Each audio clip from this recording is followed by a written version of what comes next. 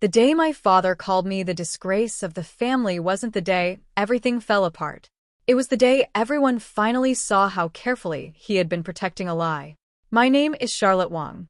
I am 33 years old, and I live in Seattle, Washington. I work as a forensic accountant, helping companies uncover financial fraud, hidden transactions, and corporate misconduct.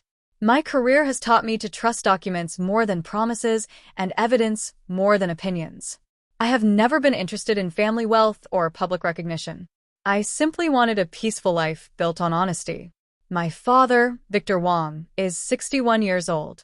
He founded a successful logistics company more than 3 decades ago and became well known in our local Chinese-American community.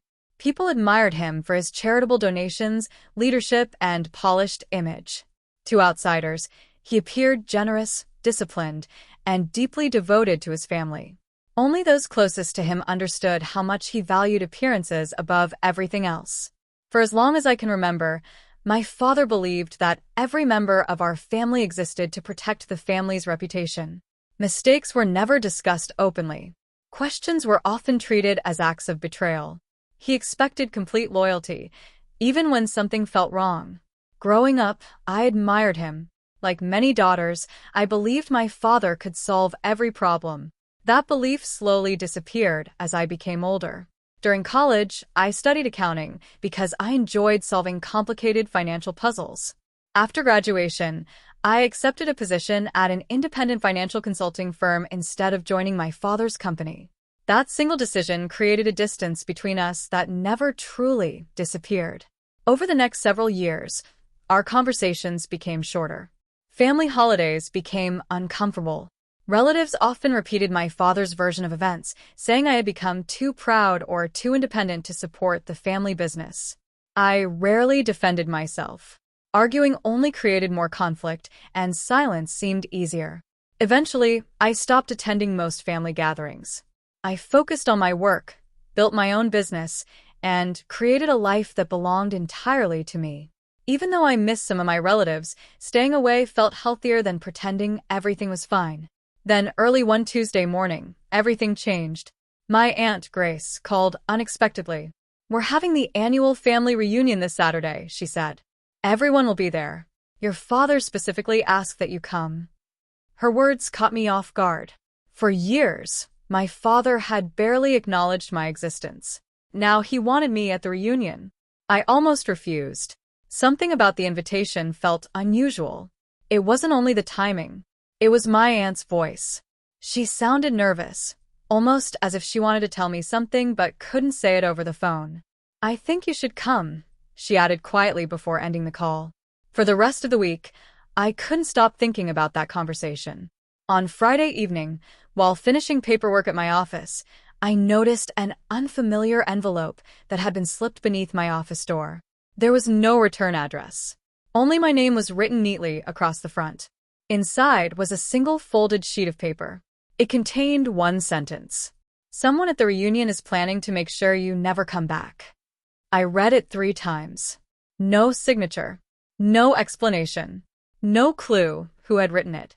Part of me wanted to ignore the warning and stay home. Another part knew that if someone had gone through the trouble of delivering that message, something important was waiting for me. By Saturday morning, I had already made my decision. I would attend the reunion. I just had no idea that before the day was over, my father would stand in front of our entire family, call me the greatest disgrace our family had ever known, and unknowingly begin the collapse of the life he had spent decades protecting. The drive to my Aunt Grace's countryside estate took a little over 3 hours. The farther I traveled from Seattle, the quieter the roads became. Tall trees lined the highway, and small family farms stretched across the hills. The peaceful scenery almost convinced me that the anonymous warning had been nothing more than a cruel joke. Almost. As I pulled into the long gravel driveway shortly before noon, dozens of cars were already parked outside the large White House. Children ran across the front lawn, older relatives chatted beneath large shade trees, and the smell of grilled food drifted through the warm summer air. From a distance, it looked like the perfect family gathering. I stepped out of my car, took a slow breath, and reminded myself that I only needed to stay for a few hours. Before I even reached the front porch, my younger cousin Emily hurried toward me with a surprised smile. "Charlotte, you actually came." She hugged me tightly before pulling back. "I wasn't sure you would."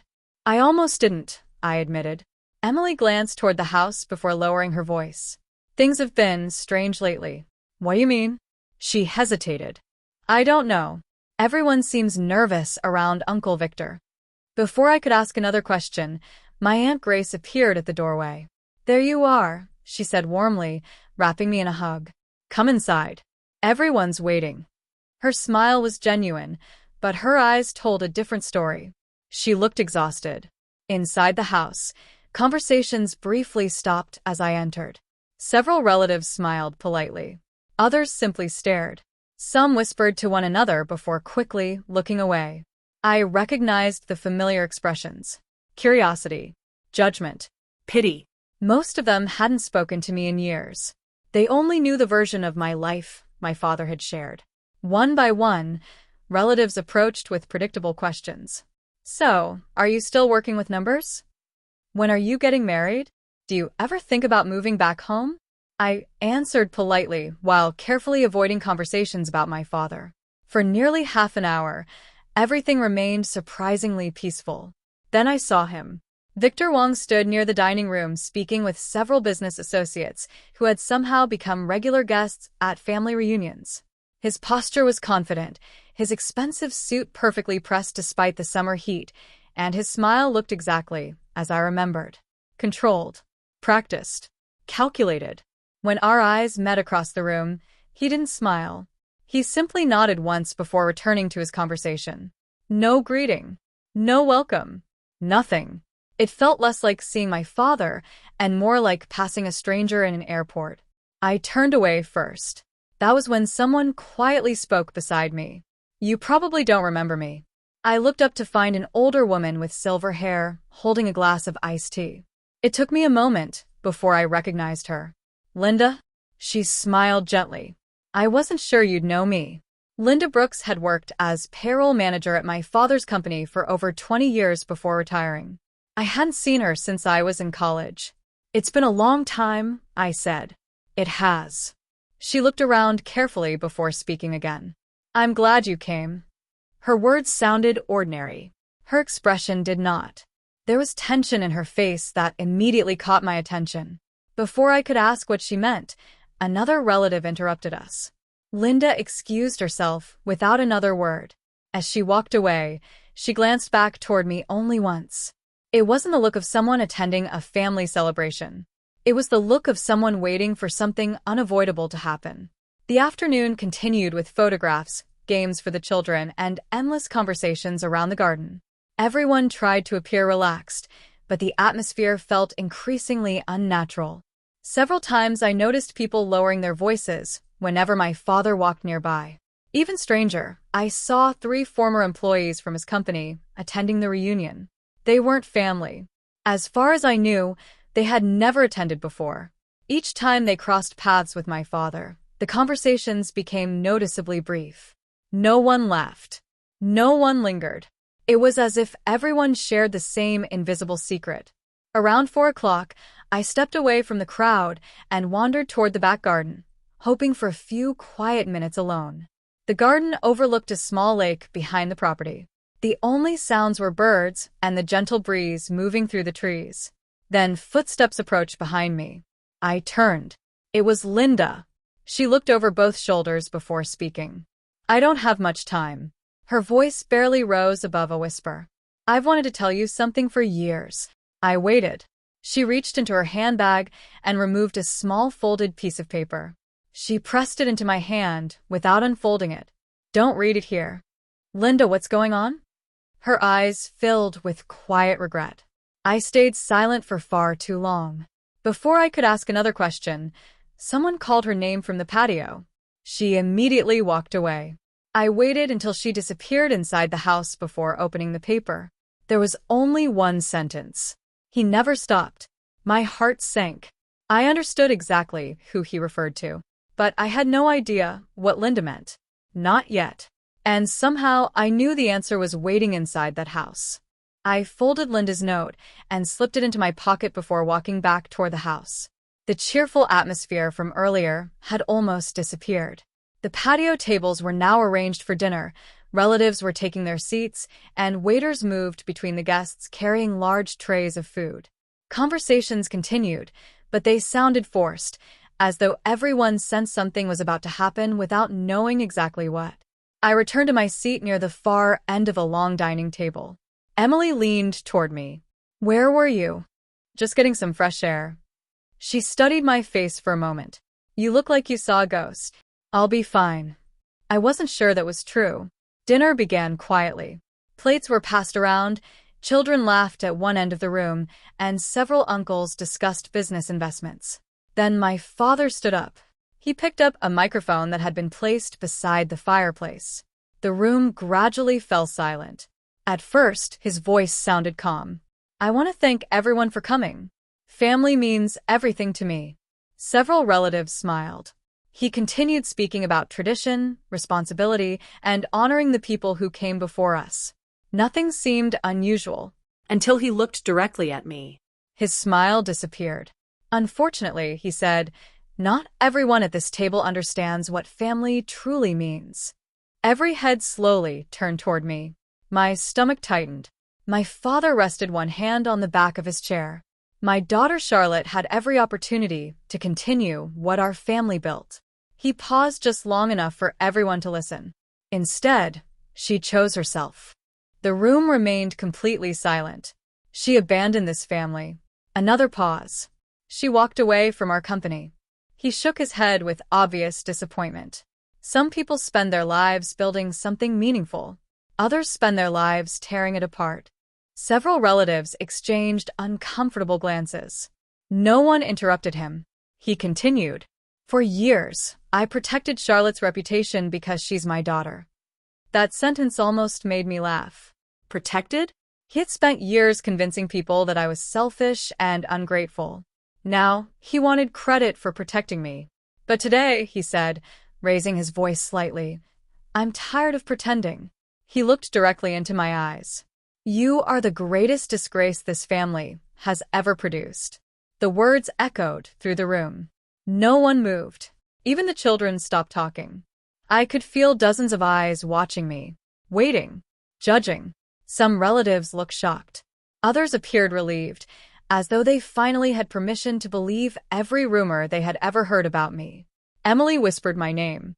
I didn't answer. My father wasn't finished. "You chose strangers over your own family. You cared more about your career than your parents. You threw away your responsibilities. You embarrassed every person sitting in this room." Each accusation sounded carefully rehearsed. He wasn't speaking out of anger. He had planned this. He wanted every relative, every family friend, and every business associate to hear his version of the story all at once. He expected me to defend myself. He expected an argument. He expected tears. Instead, I calmly reached into my handbag. Several people noticed. My father frowned. I removed a large sealed envelope. Plain white. No writing on the outside. For a brief moment, I looked around the room. Many faces were unfamiliar now. Years of distance had turned family into strangers. Finally, I stood. Without saying a single word, I walked slowly toward my father. The room was so quiet that my footsteps echoed across the wooden floor. When I reached him, I held out the envelope. He stared at it without taking it. "What is this?" he asked. I spoke softly enough that everyone had to remain silent to hear me. "You've spent years controlling the story." I placed the envelope into his hands. "You can keep doing that." Then I looked directly into his eyes. "But read page 3 before you tell another lie." His confident expression changed for the first time that evening. Only slightly. But I saw it. Confusion. I stepped back. Someone near the front asked, "Charlotte, what's inside?" I didn't answer. Instead, I turned toward the entrance. Behind me, my father finally opened the envelope. I heard papers sliding against one another. Then complete silence. Not the uncomfortable silence from earlier. A different silence. One filled with uncertainty. Just as I reached the front doors, a voice broke through the room. It wasn't my father's. It was Linda's. Go ahead, Victor. Her voice trembled, but it was loud enough for everyone to hear. Read page 3. I stopped walking. Behind me, another chair scraped across the floor. Then another. Someone else had stood up. And from the sound of it, Linda wasn't alone. I didn't turn around immediately. The silence behind me had changed. It wasn't the same silence that followed my father's accusations. This one felt unstable, like something had finally shifted and could no longer be contained. Then I heard my father's voice again. This is ridiculous. A rustle of paper followed. The sound of him unfolding documents inside the envelope. I don't know what kind of game you're playing, Charlotte. He stopped mid-sentence. That pause lasted longer than anything he had said all evening. For the first time since I arrived, I heard something in his voice that didn't belong there. Uncertainty. Then confusion. Then something closer to panic. What is this? I turned slowly. He was no longer holding the envelope like it was meaningless. The papers inside were partially pulled out, and his fingers were no longer steady. Around him, the room had changed completely. Relatives who had been sitting comfortably were now standing. Some had moved closer. Others had stepped back. But all of them were watching him, not me. At the center of the table, Linda stood with her hands clasped tightly together. She wasn't alone. 3 other people had risen with her. All of them looked familiar now that I saw them together. Former employees from my father's company. People I had seen briefly throughout the afternoon but hadn't fully recognized. One of them spoke. A man in his late 50s with gray hair and tired eyes. Victor, he said quietly, read it out loud. My father shook his head. No. This is not possible. He tried to fold the papers back into the envelope, but his hands hesitated. The second page slipped out and landed on the table. I saw his eyes scan it rapidly, and then freeze. Emily moved closer to me. What is happening? She whispered. I didn't answer, because I was still watching my father. He looked older suddenly, not physically, but in the way his shoulders dropped, like something heavy had finally pressed down on him. He cleared his throat. This is fabricated, he said loudly. This is a misunderstanding. These documents mean nothing. But no one responded the way he expected. No one nodded. No one agreed. Instead, Linda stepped forward. I worked in payroll for 22 years, she said. Her voice shook, but she didn't stop. I saw every transaction that went through the system. My father's eyes snapped toward her. Linda, don't do this. She ignored him.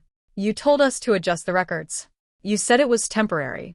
You said it was for cash flow stability. Murmurs spread through the room. My father raised his voice. That is not what happened. Another voice interrupted him. One of the other former employees stepped forward. We were threatened, he said. If we questioned anything, we were told our jobs would disappear. The room shifted again. Now people weren't just watching. They were listening differently. For the first time, they weren't reacting to emotion.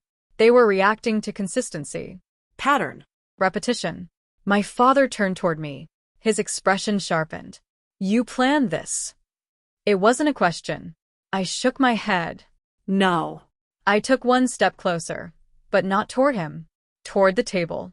Investigators planned it. That sentence changed everything. The word investigators wasn't something my father had expected in this room. He laughed once, but it sounded forced. This is a family reunion, not a courtroom. Linda reached into her bag again. She placed another document on the table. Stamped. Official. My father didn't touch it, but he saw it. And that was enough.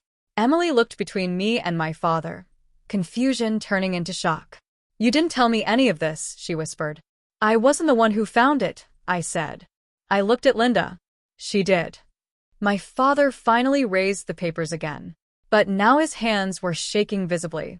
What did you do? He asked, but his voice had changed. It was no longer controlling the room. It was trying to hold on to it. Linda answered. We didn't do anything, she said. We just stopped hiding what you did. A chair fell over somewhere near the back of the room. Someone had stood up too quickly. Then another person spoke. A distant relative I barely knew. Victor, is this true? No one defended him this time. Not even the people who had always defended him before. My father looked around the room like he was searching for support, for structure, for the version of reality he had built. But it wasn't there anymore. Only evidence remained. And people who had finally decided to believe it. He looked at me again. This time, there was no accusation in his eyes. Only realization. And for the first time since I was a child, I saw my father without authority. Just a man standing in the middle of a collapsing story. Behind him, someone whispered, "It's been going on for years." And that was when I understood. The envelope wasn't the end of anything. It was only the part where the truth finally stopped waiting.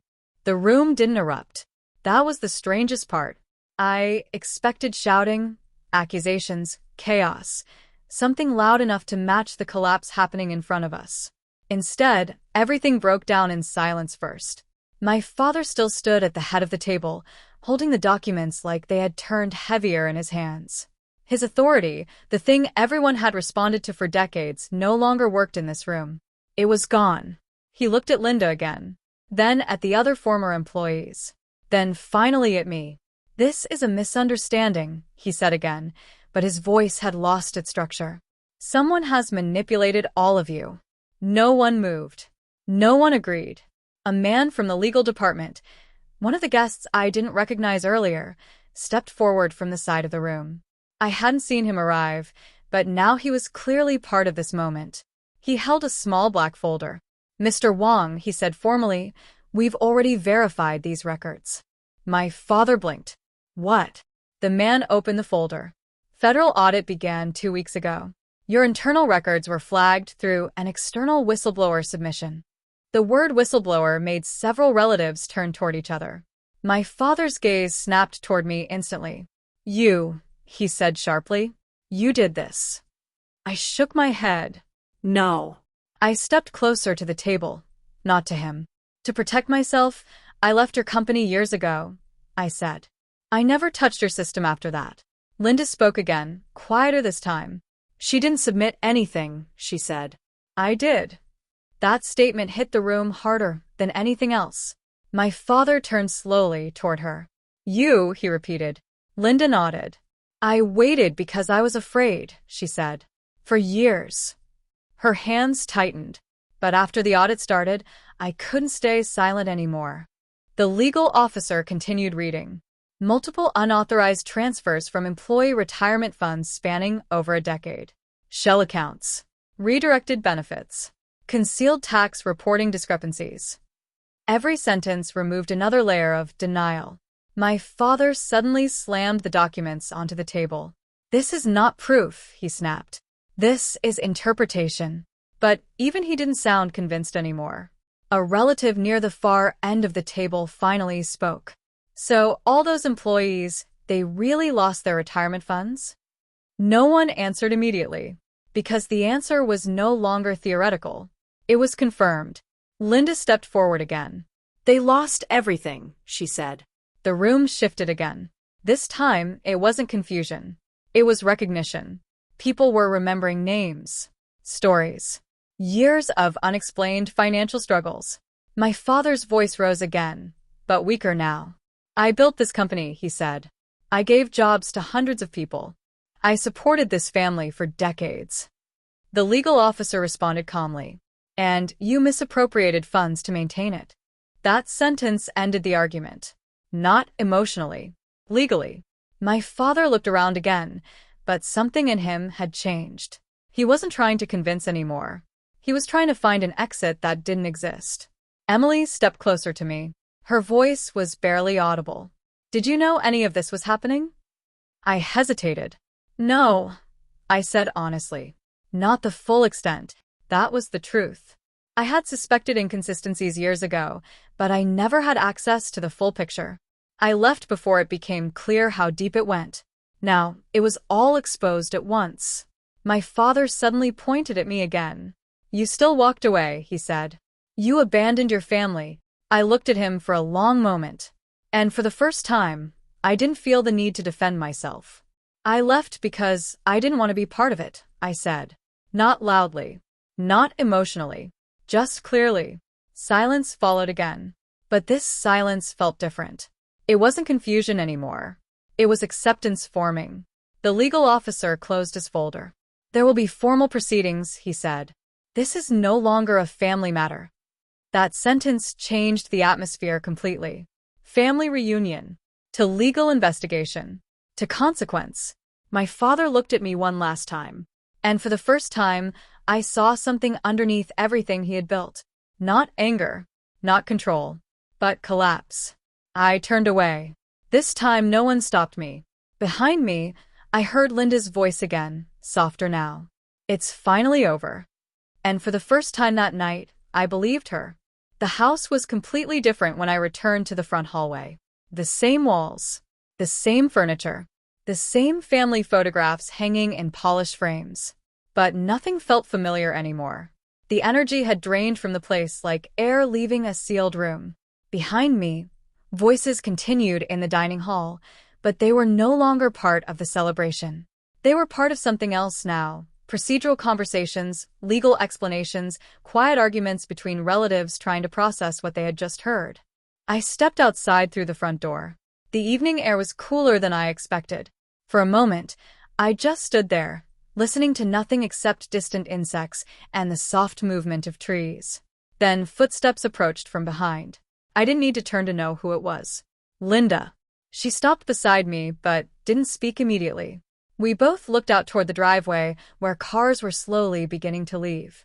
Some relatives left quickly, avoiding eye contact. Others stayed in small groups, speaking in low voices before eventually separating.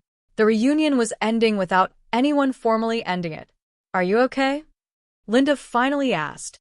It was a simple question, but it didn't have a simple answer. "I think so," I said. A pause. Then I added, "I didn't expect it to end like this." Linda nodded slowly. "Neither did I," she said. We stood in silence for a while. The kind of silence that no longer felt heavy, just empty. After a few minutes, Emily appeared at the doorway. Her expression was different now. Not confused anymore. Just tired. She walked toward me carefully, as if unsure where she stood in all of this. "Charlotte," she said softly. I waited. "I didn't know," she added quickly, "about any of it." "I know," I replied. She looked down at the ground. "Is he going to jail?" The question hung in the air longer than she probably intended. Linda answered before I could. "That's for the courts to decide." Emily nodded slowly, absorbing that. Then she looked at me again. "You're really leaving now, aren't you?" I didn't answer immediately, because I realized something in that moment. There was nothing left to stay for. Not in that house. Not in that version of the family. "Yes," I said finally. Emily looked like she wanted to say more, but stopped herself. Instead, she stepped forward and hugged me. It wasn't awkward. It wasn't forced. It was quiet. When she pulled away, she whispered, "I'm sorry it took me so long to understand." I nodded once. "It's not your fault," I said. And for once, that sentence didn't feel like avoidance. It felt like truth. She stepped back and returned to the house. Linda stayed beside me. "You didn't have to come today," she said. "I know," I replied. Another pause. "I think you were the only one who could," she added. I didn't respond to that, because I wasn't sure it mattered anymore who could or couldn't. What mattered was that it had happened. The truth had finally reached the surface. A few minutes later, I walked back to my car. No one stopped me this time. No one called my name. As I started the engine, I looked once more at the house. It didn't feel like a place I belonged to. It felt like a place that had finally been seen clearly for what it was. I drove away slowly. Behind me, the lights of the estate grew smaller. Not disappearing dramatically, just fading into distance. And for the first time in years, I didn't feel like I was running from anything. I was simply moving forward.